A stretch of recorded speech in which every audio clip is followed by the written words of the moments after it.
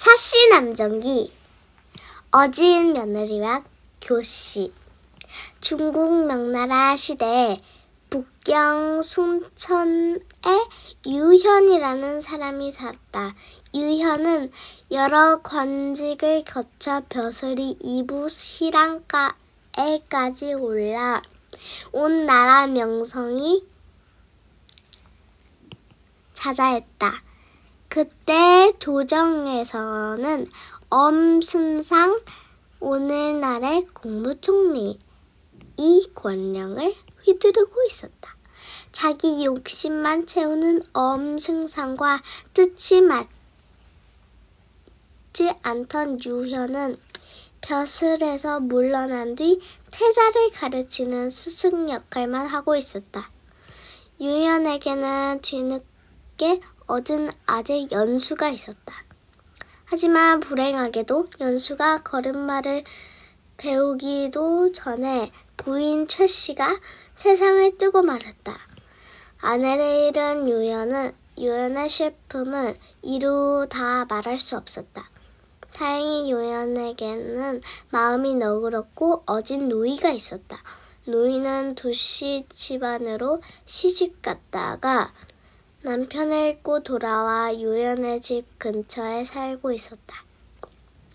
두 부인으로 불리는 그녀는 유현의 아들 연수를 친자식처럼 길렀다. 유연수는 그 재주가 뛰어날 뿐만 아니라 인물이며 됨됨이 어느 하나 빠지는 것이 없었다.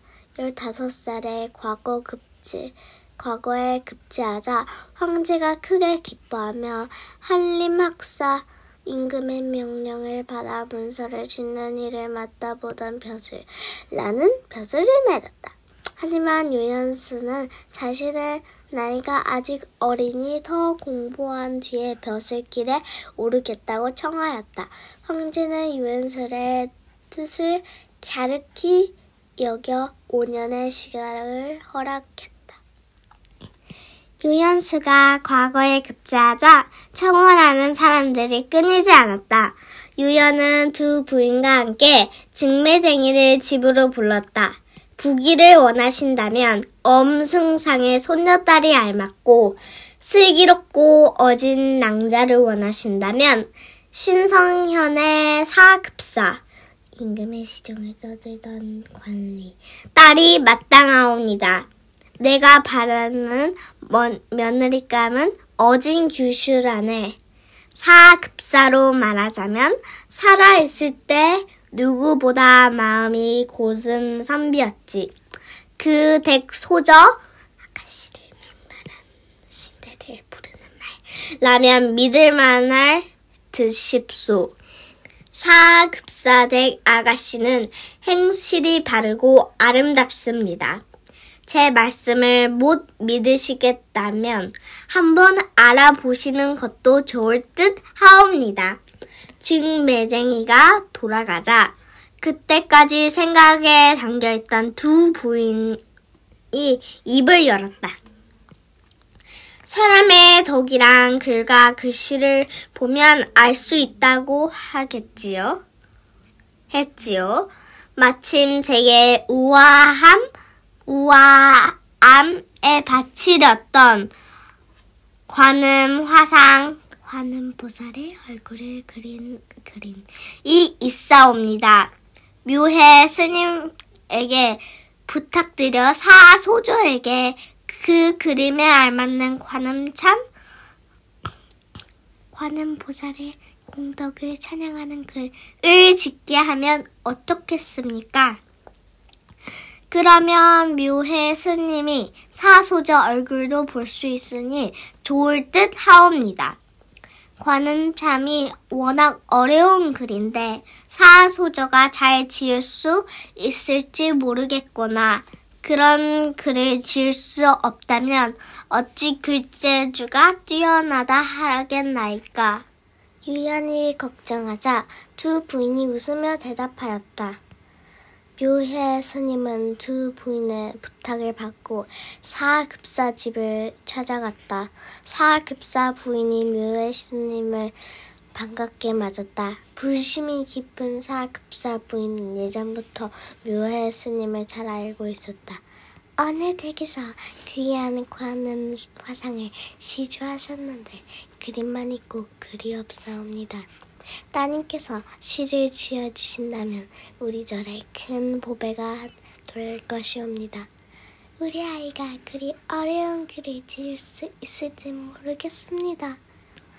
사 부인이 딸을 불러 묘해 스님의 뜻을 전했다. 묘해 스님이 사소저의 모습을 보더니 마치 관음보살이 내려온 듯 아름답고 자비로워 보였다.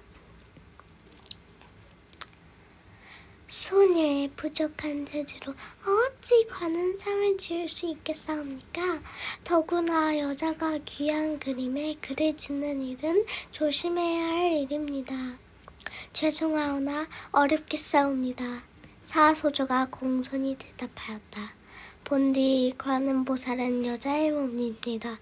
그러니 여자의 글을 받는 것이 더 좋을 듯 하옵니다. 사소저가 아니면 그 누가 이 글을 짓겠사옵니까? 묘해 스님이 간곡히 부탁하며 사소저는 그림을 찬찬히 살폈다. 그런 다음 관음참을 쓰기 시작하였다. 마침내 글을 다 쓴 사소저는 글 끝에 사시 정옥이 썼다고 덧붙였다. 묘해 스님은 감탄하여 하며 사부인과 사소저에게 감사를 전한 뒤 요연한 집으로 돌아갔다. 묘해 스님은 사소저를 만난 일을 자세히 들려주었다. 이용과 두 부인이 매우 기뻐하며 사소저의 글과 글씨를 바라보았다. 글과 글씨 안에서 온화하고 유순한 성품이 느껴져 요해는 직매쟁이를 불러 사급사 댁과 혼인을 부탁하였다. 사실 사소저는 못된 신하들의 모함으로 세상을 떠난 사후영의 딸이었다.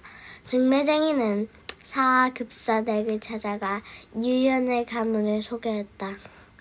대대로 부귀한 집안의 신랑감 유연수는 한림학사로 재주가 뛰어나다는 칭찬이었다. 사부인 또한 유연수에 대한 소문을 들었기에 기뻐하여 딸의 속마음을 떠보았다. 예로부터 곤자는 덕을 귀하게 여긴다고 들었사옵니다. 소녀는 재산이 많고 지위가 높은 것을 자랑하는 집안으로는 출가하지 않겠사옵니다. 청혼을 거절당하자 유연하는 직매쟁이가 말실수를 했다는 것을 알아챘다. 유연은 다시 신성현 현감을 찾아가 부탁하였다. 현감께서 사급사 댁을 찾아가셔서 돌아가신 사급사의 고든 성품과 맑은 덕을 공경하여 청혼한다고 정해 주소. 그러면 반드시 허락할 것이오. 현감은 유연이 시킨 대로 하였다. 이번에는 사 부인이 흔쾌히 혼인을 허락하였다. 혼례를 올린 뒤 사씨는 마음을 다하여 시아버님을 받들고 정성껏 남편을 섬겼다. 하루는 유연히 며느리 사씨에게 거울과 옷가락지 한 쌍을 주며 부탁했다. 이것은 우리 집안 대대로 내려오는 보물이니라. 너의 마음씨가 거울 같고 너의 행동이 옥처럼 어여쁘니 부디 그 마음 변치 말거라. 사신 부인은 공손하게 절을 하고 귀한 보물을 받았다.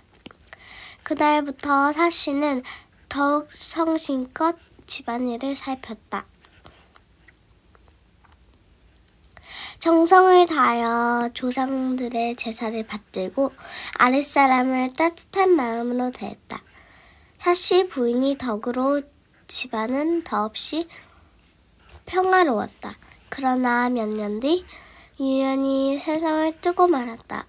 아버지의 삼령상을 치른 유연수는 더욱 열심히 나란 일을 살폈다.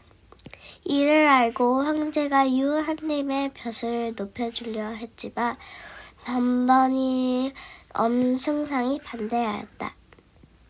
세월이 흘러 어느덧 한림 부부가 혼인한 지 10년이 지났다. 하지만 유한림 부부에게는 자식이 없었다. 걱정하던 사씨는 유한림에게 첩을 들여 자식을 보기를 권했다. 유한님이 사양하였으나 사씨는 직매쟁이에게 적당한 사람을 찾아보게 하였다. 이를 알게 된 두 부인은 크게 놀라 말렸다. 집안에 첩을 두는 것은 스스로 화를 부르는 일이라 했는데 어찌 이러는가. 제가 유씨 집안에 들어온 지 10년이 지났사옵니다. 그런데 아직 대를 이을 자식을 낳지 못했으니 옛 법에 의하면 이미 버림받았을 것이옵니다. 그러니 첩을 두어 자식을 두는 것은 흉이 아니옵니다. 며칠 뒤 직매쟁이가 사씨를 찾아왔다. 하간이라는 지방 사람으로 성은 교유, 이름은 채란이라는 처녀가 있사옵니다. 본래 양반 집안의 딸이었으니 일찍 부모를 잃고 친척집에 얻혀 살고 있다 하옵니다. 나이는 16살로 가난한 선비보다는 부잣집 첩이 되고 싶다고 말했다고 합니다. 다만 미모가 뛰어나고 꾀가 많다고 하니 부인의 마음에는 썩 들지 않을 듯 하옵니다. 그렇다 하더라도 양반집 딸이니 무지한 사람과는 다를 것이되 사씨의 뜻에 따라 유한님은 교씨를 첩으로 맞이하였다. 모두 교씨의 아름다움을 칭찬했지만 두 부인만은 기뻐하지 않았다. 교씨의 빼어난 미모가 유씨 가문에 해를 입힐 것만 같았다. 그 뒤 유한님은 교씨가 지내는 별채의 백자당 100명의 자식이 있는 집이라는 이름을 지어주고 여종 남매에게 교씨를 시종들게 하였다. 교씨는 똑똑하고 말을 잘해 한님의 비위를 잘 맞추었다. 그리고 사씨에게도 정성을 다했다. 반년도 되지 않아 교씨가 임신을 하게 되었다. 유한님과 사씨는 크게 기뻐하여 교씨를 극진히 챙겼다. 하지만 교씨는 아들을 낳지 못할까봐 불안했다. 그러자 요종 납배가 신랑을 데리고 왔다. 신랑은 세상에 모르는 것이 없다고 소문난 여자였다. 신랑이 교씨의 맥을 짚더니 고개를 가로저었다. 마님, 딸이옵니다. 내가 이 집에 첩으로 온 것은 대를 이을 아들을 낳기 위함인데 이 일을 어찌하면 좋단 말인가. 교씨가 크게 실망하자 신랑이 목소리를 낮추었다. 일찍이 제가 도인에게 뱃속의 딸을 아들로 바꾸는 술법을 배웠사옵니다. 부인께서 꼭 아들을 낳고 싶다면 제 술법을 시험해 보시지요. 그게 정말이냐? 아들만 낳는다면 너에게 큰 상을 주겠노라. 신랑은 아들 낳는 부적을 여러 장 써서 교씨의 이부자리 밑에 숨겨놓았다. 10달이 지난 뒤 교씨는 정말 아들을 낳았다. 한님과 사씨는 말할 수 없이 기뻤다. 얼굴이 희고 이마가 반듯한 귀한 아기였다. 한님은 아이 이름을 장주라고 짓고 곰을 다루듯 했다. 사씨 또한 장주를 정성스레 돌봤다. 누가 아이의 엄마인지 알 수 없을 정도였다. 교씨의 간상괴.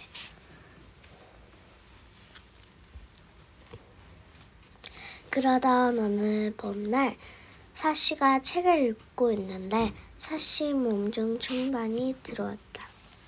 많이 화원에 모란꽃이 활짝 피었사옵니다. 대감께서도 안 계시니 나가서 꽃구경이나 하시죠.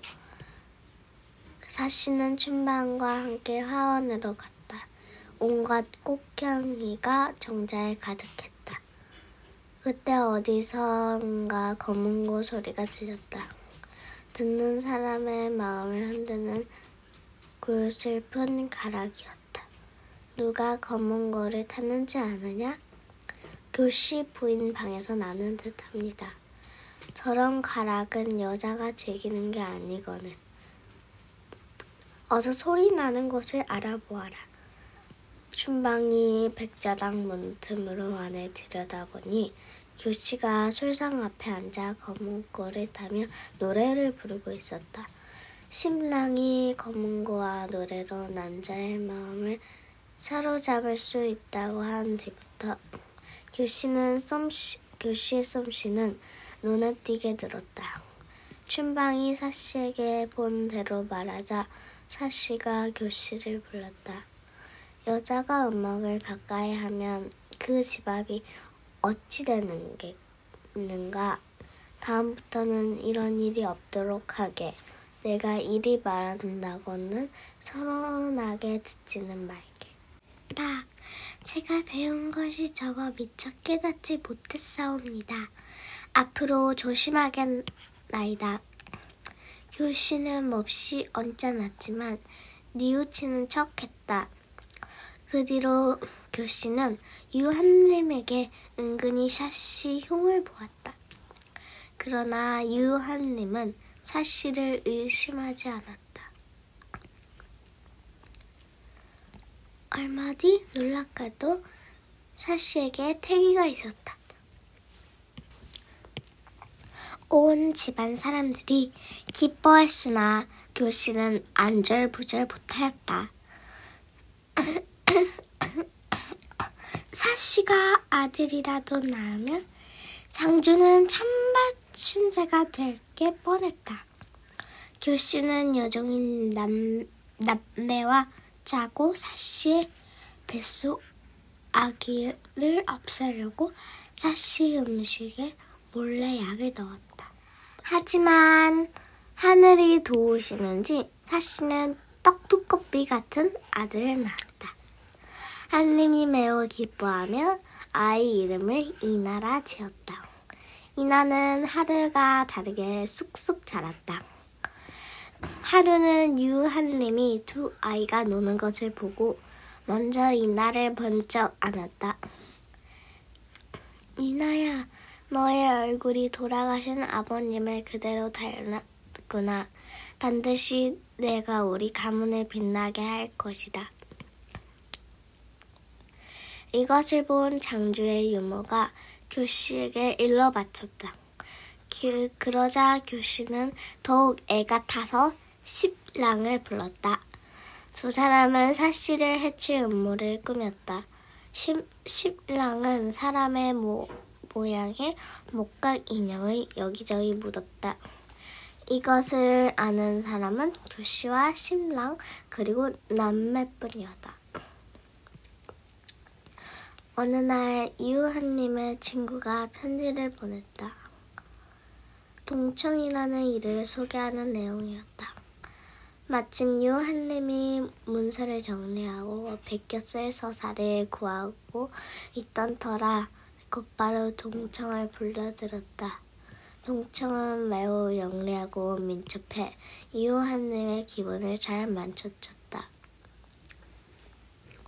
그러나 동청은 겉과 속이 다른 사람이었다. 사씨가 동청의 소문을 듣고 유한님에게 귀띔했지만 하느님은 대수롭지 않게 생각했다. 오히려 동천과 가까이 지내며 모든 집안일을 맡겼다. 그러던 가운데 장주가 병이 났다. 좋다는 약은 모두 먹였지만 장주의 병은 깊어만 갔다. 교신은 일부러 슬피 울었다. 아이고 우리 아가, 누가 너를 해치려고 한단 말이냐. 결국 교시 또한 아무것도 먹지 못해 눕져 눕고 말았다. 몸져 눕고 말았다. 며칠 뒤 남매가 부엌을 치우다 이상한 봉지를 발견했다면서 들고 왔다. 그 속에 뜬 목과 인형과 부적을 본 한림의 얼굴이 흑빛이 되었다. 이건 분명히 우리 모자를 해치려고 하는 짓이옵니다. 교씨가 서럽게 울었다. 한림은 직접 요상한 물건을 불태워 없앴다. 그리고는 남매에게 이 일을 아무에게도 말하지 말라고 일렀다. 한림은 정신을 차릴 수 없었다. 목각 인형에 쓰여 있던 저주의 글씨가 사씨의 글씨체가 분명했다. 교씨가 동청을 시켜 일을 꾸몄다는 것을 한림이 알 리가 없었다. 그런 줄도 모르고 한림은 누군가 사씨의 글씨를 알아볼까봐 재빨리 인형을 불태웠던 것이다. 사씨가 자기 자식을 낳더니 독한 마음을 먹은 게 분명하구나. 겉으로는 어진체하면서 이런 짓을 하다니. 한림은 사씨를 의심하기 시작했다. 그 무렵 사씨 친정에서 연락이 왔다. 사씨 어머니가 위독하여 딸을 보고 싶다는 것이었다. 사씨는 어머니 생각에 마음이 찢어지는 듯 했다. 어머니의 병환이 깊어 지금 뵙지 못하면 평생 한이 될 것이옵니다. 상궁께서 허락하시면 어머니를 뵙고 오겠나이다. 어서 서둘러 떠나시오. 나도 곧 장모님을 뵈러 가리이다. 집안일을 교씨에게 부탁한 사씨는 이날을 데리고 친정으로 갔다. 오랜만에 어머니를 만난 사씨에게 이보다 큰 기쁨은 없었다. 그날부터 사씨는 어머니를 정성껏 간호했다. 워낙 어머니의 병이 심해서 사씨는 몇 달을 친정에서 머물렀다.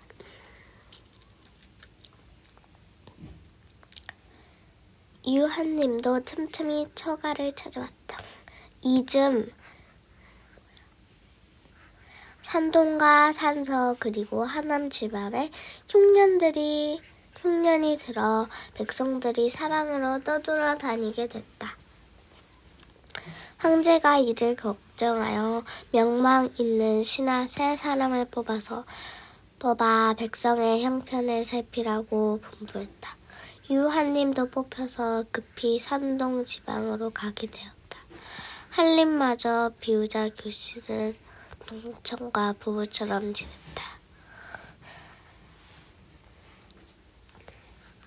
사씨도 집에 없고 상궁도 멀리 떠났으니 지금 사씨를 없앨 좋은 기회인 듯 한데 좋은 방법이 없겠소. 교씨의 말에 동청이 아주 좋은 꾀가 있다며 한참을 소곤거렸다. 교씨가 무릎을 치며 웃었다. 실로 놀라운 계략이오. 하지만 누가 그 일을 할 수 있겠소. 내게 냉진이라는 친구가 있어. 깨가 많고 말을 잘하니 반드시 해낼 것이오. 다만 사씨가 아끼는 물건 하나 구해와야 해요.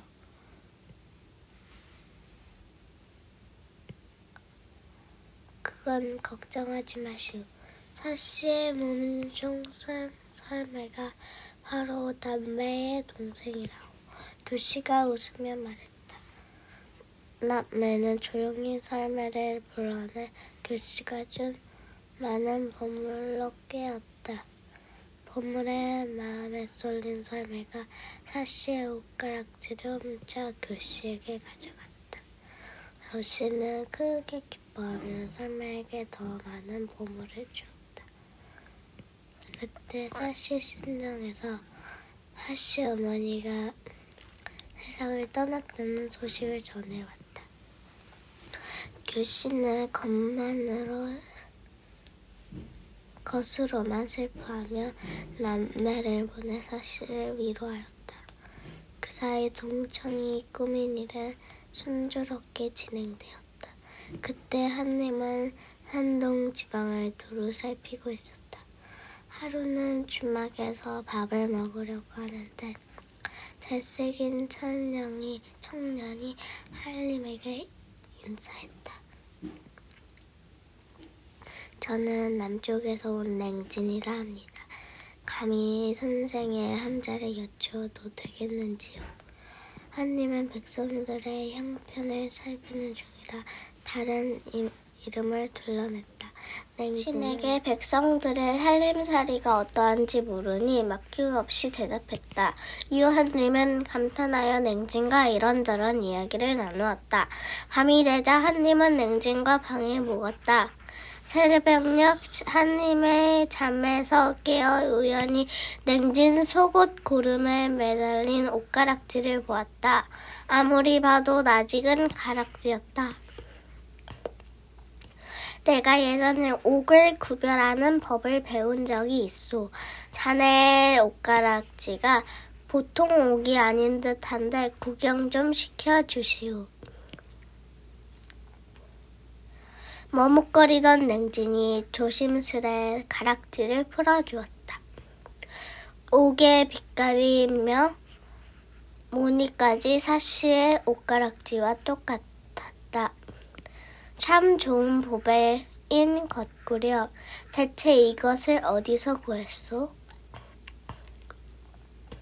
제가 신성년에 머물 때 사랑하는 사람이 준 것이옵니다.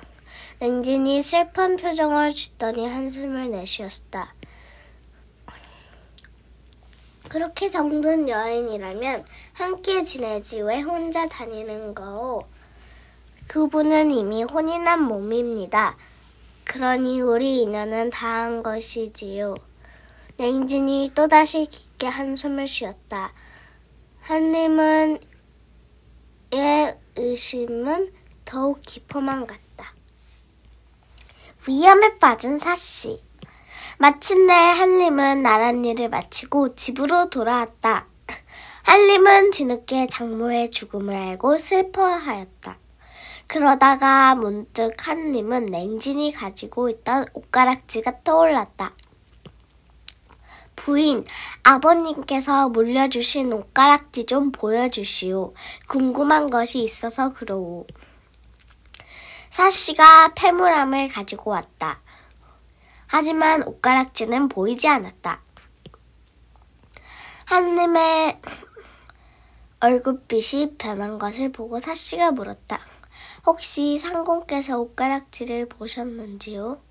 아니, 부인이 다른 사람에게 내주고 내게 묻는 것이요?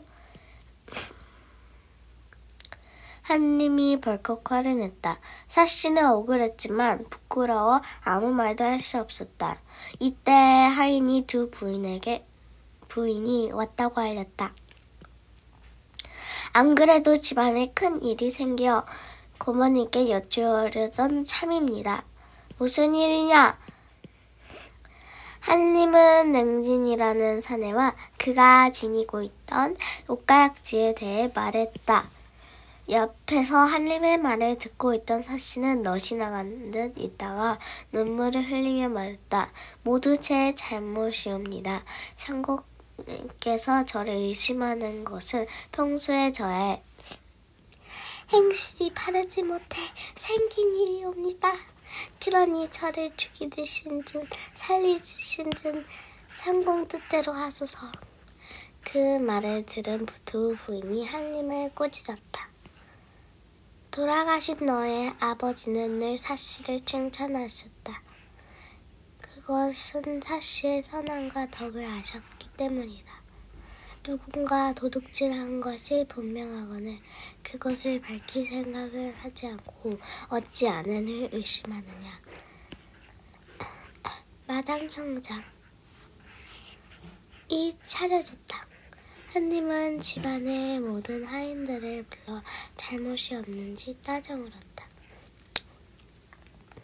아무리 심한 매를 맞아도 죄가 없는 하인들은 모르는 일이니 말을 못하고 죄를 지은 설매는 바른 대로 말했다가는 죽을 것이 분명하니 모른 척 할 수밖에 없었다. 그러니 범인을 찾아낼 방법이 없었다. 누명을 벗지 못한 사씨는 죄인처럼 지내며 한님의 처벌만 기다렸다. 두 부인은 교시의 간사한 꾀라고 생각했지만 울증이 없으니 답답할 뿐이었다. 그렇게 여러 달이 지났을 때 두 부인이 장사 지방으로 벼슬길을 떠나는 아들을 따라가게 되었다. 두 부인이 떠나자 교씨는 10년 묵은 체증이 가신 듯 속이 시원했다. 얼마 뒤 교씨가 또 아이를 갖게 되었다. 그리고 아들은 낳자 이후 한님은 매우 기뻐하였다. 한님은 아이 이름을 몽치라고 짓고 애지중지했다. 그러자 교씨는 동청을 불러 사씨를 쫓아낼 길가 없는지 넌지시 물었다. 동청은 좋은 길가 있다고 하면서도 쉽게 말하지 못했다. 교씨가 캐묻자 동청이 못 이기는 척 입을 열었다. 그건 바로 장주를 희생하는 일이요. 그래야 사씨를 쉽게 쫓아낼 수 있어. 교씨는 펄쩍 뛰며 동청의 등을 쳤다. 짐승도 제 새끼는 사랑하거늘 사람이 어찌 그런 짓을 한단 말이오. 교씨가 동청의 말을 듣지 않자 동청은 직접 남매에게 못된 일을 시켰다. 이날부터 남매는 기회만 노렸다. 하루는 유모가 어디로 갔는지 장주 혼자 백자랑 마루에서 자고 있었다. 마침 사씨의 몸종인 춘방과 설매가 마루 옆에 지나갔다. 두 사람이 멀리 가자 남매는 단숨에 장주의 목을 졸랐다. 그러고는 동생 설매를 불러올랐다. 내가 옷가락질을 훔쳐낸 일이 밝혀지면 살아남지 못할 게다. 하지만 내 말을 잘 들으면 오히려 큰 상을 받을 것이다. 겁에 질린 설매는 고개만 끄덕였다. 그때 장주의 유묘가 비명을 지르며 통곡했다. 한님은 당장 하인들을 불러 엄하게 신문하며 캐물었다. 설매 차례가 되자 설매는 남매가 시키는 대로만 했다. 사실은 사부인께서 장주 도련님을 없애면 큰 상을 내리겠다고 하셔서 하지만 쉰내는 손이 떨려 참아하지 못했고 저 춘만이 나서서 도련님을 죽였사옵니다. 그러나 춘만은 끝까지 모르는 일이라고 버티다가 숨을 거두었다. 이후 한님은 노발대발 하며 사씨를 내쫓았다. 사씨는 유모가 안고 나온 이날을 보며 눈물을 흘렸다. 사씨의 눈물의 이나에 이마로 떨어졌다. 사씨는 친정으로 가는 대신 시아버지 유연의 산소로 갔다. 그러고는 근처의 빈 초가집에 살면서 날마다 유연에게 문안 인사를 드렸다. 교씨는 사씨가 시아버지 산소 아랫동네에 머문다는 것에 마음에 걸려 동청을 불렀다. 이번에도 동청이 좋은 꾀를 냈다. 교씨는 두 부인의 글씨체를 구해 동청에게 주었다. 동청은 즉시 두 부인의 글씨체를 흉내내어 편지를 썼다. 산속에서 혼자 지내지 말고 자신과 함께 살자는 내용이었다. 사씨가 슬픔을 잊으려고 바느질을 하고 있는데 냉진이 두 부인의 소식을 전했다. 두 부인의 아드님이 황제의 부름을 받고 다시 조정으로 오셨소. 두 부인께서 사씨의 사연을 듣고 저를 보내 인사를 드리라 하셨지요. 여기 편지도 있소. 사씨는 고민 끝에 곧 찾아뵙겠다는 답장을 썼다. 그런데 그날 밤 사씨의 꿈에 시아버지 유연이 나타났다. 가엾은 우리 며느리, 어리석은 내 아들이 거짓에 속아 내가 고생을 하는구나. 두 부인의 편지는 가짜이니 속지 말거라. 자세히 보면 너도 그것이 가짜라는 것을 알 것이다. 그리고 앞으로 7년 동안 나쁜 일이 생길 것이니 남쪽으로 몸을 피하려라. 당부할 것이 또 있으니라. 6년 뒤 4월 보름날 밤에 백빈주 하류에 배를 대고 있다가 여러움을 겪는 사람을 구해주어라. 꼭 명심하여라. 꿈을 깬 사씨는 놀라 두 부인의 편지를 다시 읽고 거짓임을 알아챘다. 몸종과 하인을 데리고 떠나기 전 사씨는 시아버지 무덤에 가서 슬피 울며 하지 근사를 드렸다. 사씨는 남쪽으로 가는 장서배를 타고 장사현을 향해 갔다. 멀고도 험한 뱃길이었다. 바람이 심하게 불자 작은 포구에서 잠시 쉬어가기로 했다. 발머미가 심했던 사씨는 우연히 포구에서 가까운 임낭자 집에 머물며 기력을 회복했다. 며칠 뒤 떠날 때 사씨 부인은 임낭자에게 가락지를 주며 고마움을 전했다. 사씨는 동정호를 따라 악양루에 이르렀다. 끝없이 흐르는 물을 보던 사씨는 자신의 처지가 몹시 처량해 눈물이 났다. 사씨는 나무 껍질에 모년 모을 사씨 정옥 시댁에 쫓겨나 이 강물에 뛰어들다라고 쓰고는 물에 빠져 죽으려고 했다. 그때 몸종이 달려와 사씨를 만났다. 그날 밤 사씨는 꿈속에서 한 소녀를 만났다.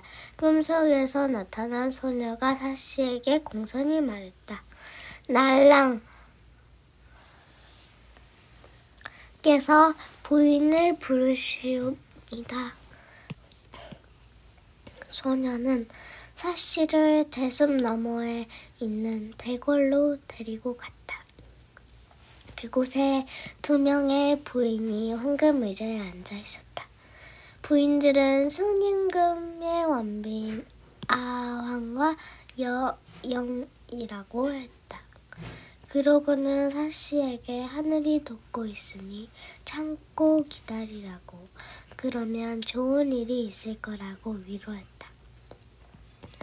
잠에서 깨어난 사씨는 꿈속에서 간 길을 찾아갔다. 물가의 대나무 밭을 지나가자 황름모라는 사당이 나왔다. 바로 아왕과 두 왕비를 모시는 곳이었다. 사씨는 두 영정에 절을 하고 나오다가 한 여승을 만나게 했다. 그런데 그 여승은 사씨의 처지를 이미 알고 있었다. 꿈에 관음보살님이 나타나 황릉모를 가서 그대를 구하라고 하셨지요. 여승은 사씨 부인을 자신이 머무는 수월암으로 데려갔다.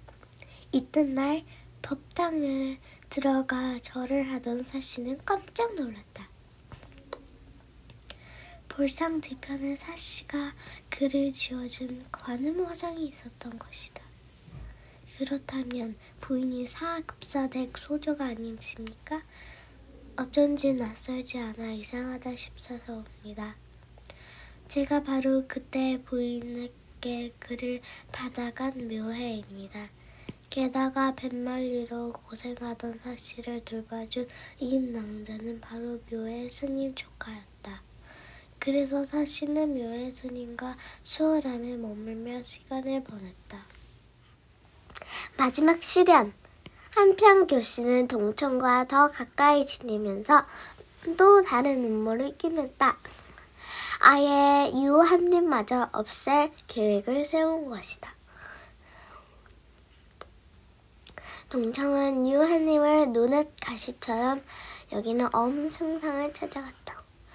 그리고 유한님이 예정에 엄승상과 황제에 대해 안 좋게 쓴 글을 전했다. 이런 괘씸한 놈 같은 이라고!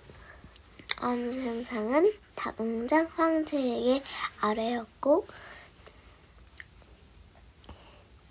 황제는 유한님을 멀리 귀양 보내라 명령했다.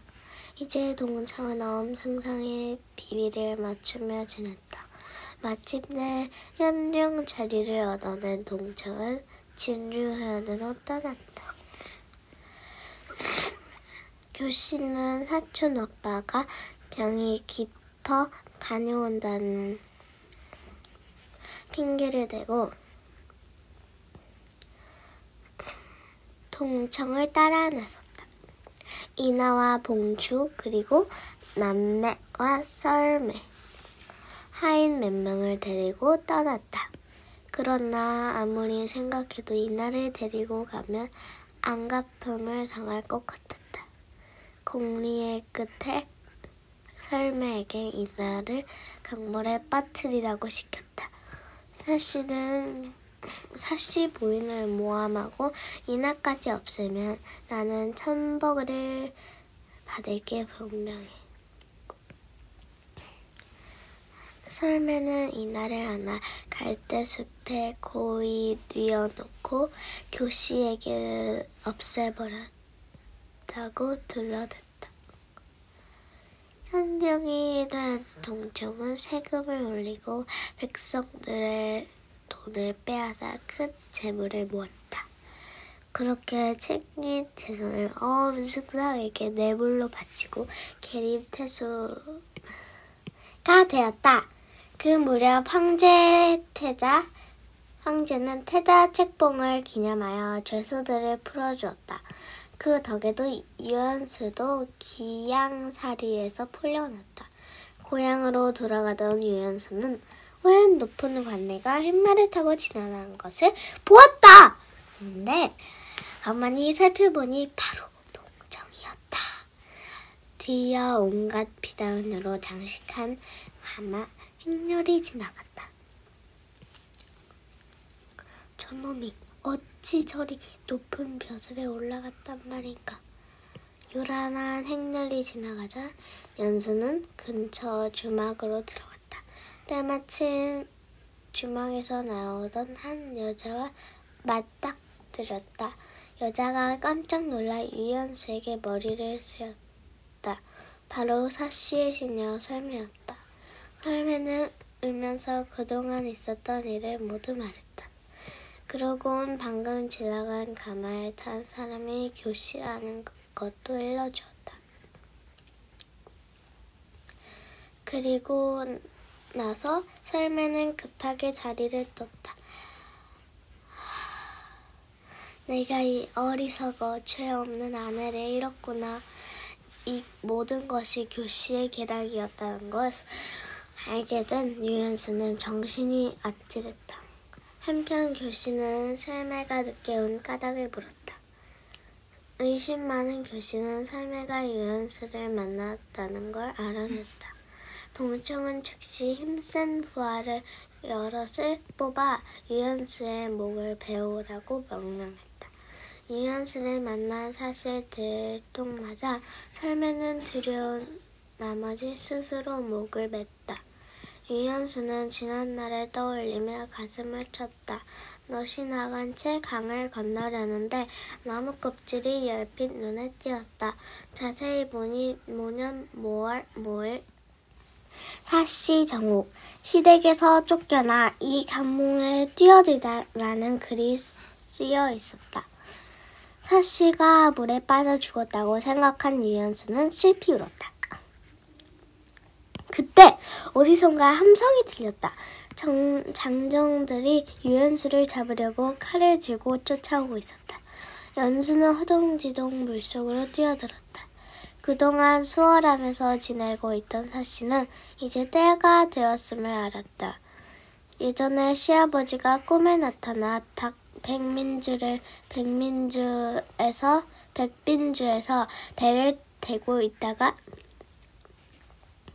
급한 사람을 구해주라던 날이 바로 오늘이었던 것이다.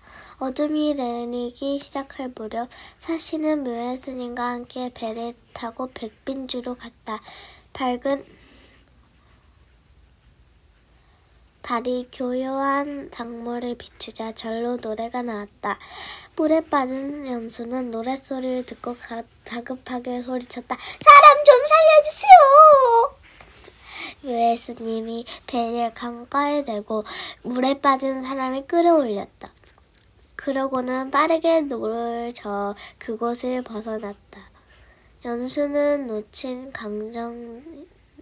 장정들은 더 이상 쫓아오지 못하고 발을 동동 구르며 씩씩댔다.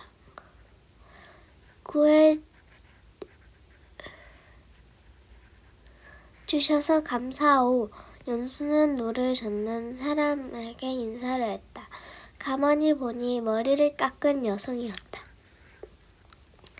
스님 옆에는 흰 옷을 입은 여인이 있었다. 나는 유연수라고는 사람인데 죄 없이 쫓기고 있었소. 기다리고 있었사옵니다. 미리 알고 있었다는 말에 유연수는 소스라치게 놀았다.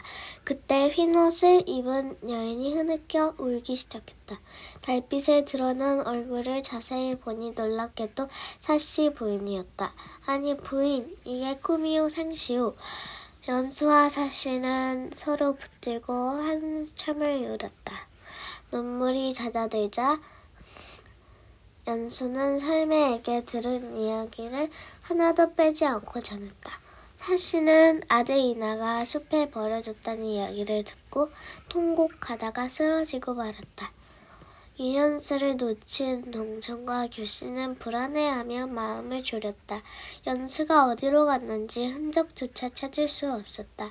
그 무렵 엄승상은 그동안 쌓인 비리가 탄로나 옥에 갇히고 말았다. 이를 알게 된 동청의 부하 냉지는 그동안 동천이 자신을 섭섭하게 대하자 큰 일을 꾸몄다. 대궐 앞에 있는 신문고를 울려 동청의 악행을 낱낱이 일러바칠 것이다. 결국 동청은 목숨을 잃고 교씨의 아들 복추마저 죽자 술을 파는 기생이 되었다. 황제는 엄승삭 때문에 벼슬을 내려놓았던 관리들을 다시 조정으로 불렀다. 유연수는 이부시랑이라는 벼슬을 내렸다. 억울함을 벗은 사씨 부인은 다시 유씨 관문의 며느리가 되었다. 하지만 사씨 부인은 늘 이나 생각뿐이었다. 여기저기 소수문했지만 알 길이 없어 그 슬픔은 나날이 깊어갔다. 하루는 사씨 부인이 남편 유시랑에게 넌지시 말했다. 가문의 대를 잇기 위해서 다시 첩을 들이자고 하자 유시랑은 단번에 거절했다.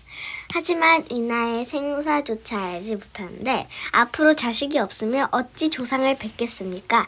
사씨 부인은 남쪽에서 만난 임낭자가 무척 어질다며 첩으로 삼기를 권했다.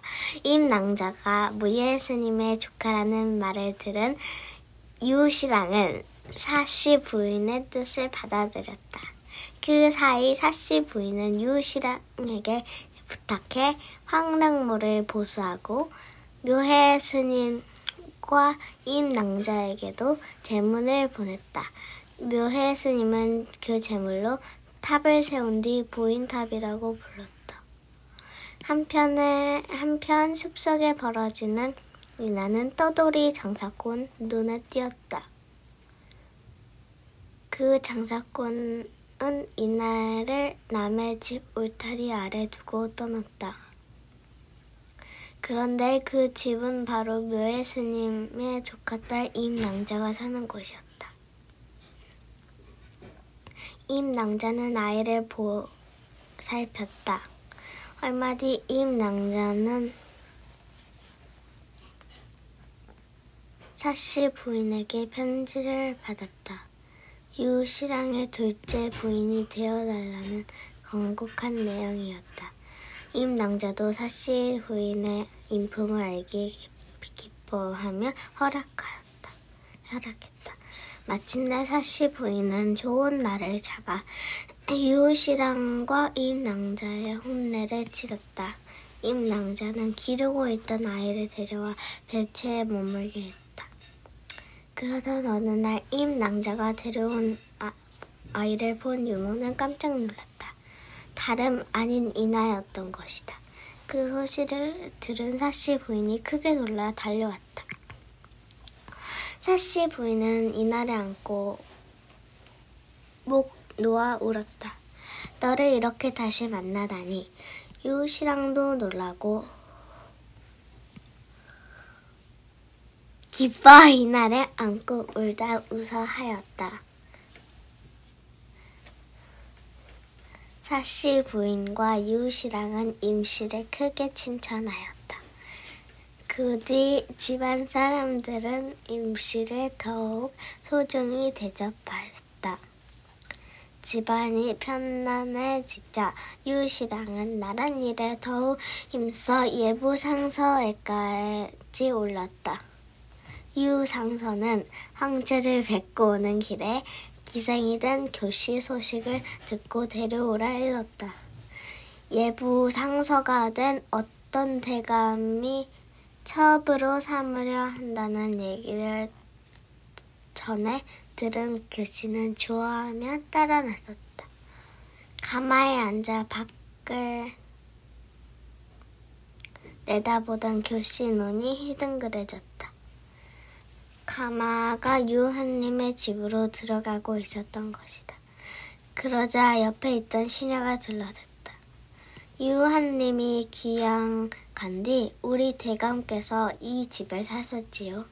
아무것도 모르는 교씨가 가마에서 내렸다. 그런데 주위를 둘러보니 모두 유씨 집안 사람들이었다. 교씨는 기절하듯 놀라 살려달라고 빌었다. 그리 큰 죄를 짓고도 살기를 바라더니 유상서는 교씨에게 큰 벌을 내렸다. 결국 교씨는 까마귀의 밥이 되고 말았다.